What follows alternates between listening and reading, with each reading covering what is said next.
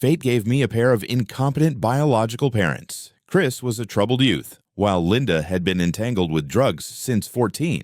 Like two wildfires, they burned through their family's peace. Despite being separated across countries by their parents, they stole $50,000 and eloped. After a hasty marriage in a third world country, they had my twin brother and me at 21, only to abandon us at the hospital like discarded toys, vanishing into another country. Fortunately, their passport information became fate's thread, leading the embassy to our grandparents. Under our aunt and uncle's care, we flourished like spring saplings. They became our true parents, filling the cracks left by our biological family with love. A decade later, when the statute of limitations for abandonment expired, we had already found our path in life. 2 years ago, they suddenly returned like phoenixes reborn, showcasing their new life with completed education, successful careers, mental health treatment, and 9 years of sobriety. Initially restricted to public meetings with family, they were allowed into their parents' homes after 6 months and finally met us a year later. At 24,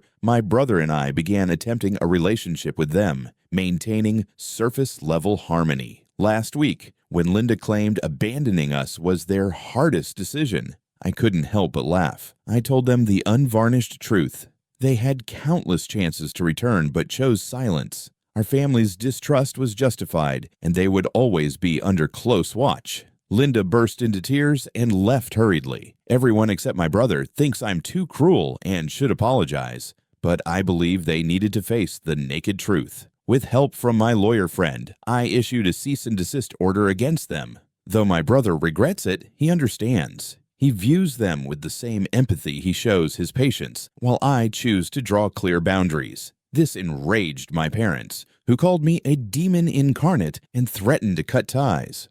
I calmly accepted moving back to the apartment my grandparents had gifted me. My aunt and uncle think I'm too vindictive, saying I'm like my great-grandfather who ruined lives over minor transgressions. But my grandparents understand my choice, and we respect each other's boundaries. Now relatives are divided. Some consider me cruel and distance themselves. Others maintain polite contact. Through my brother's arrangement, I've returned to therapy and started antidepressants. Life continues. Work, solitude, weekend gatherings with friends, bi-weekly visits to grandparents. My brother lives next door, and we often share dinner. This is my life, as if my biological parents never reappeared.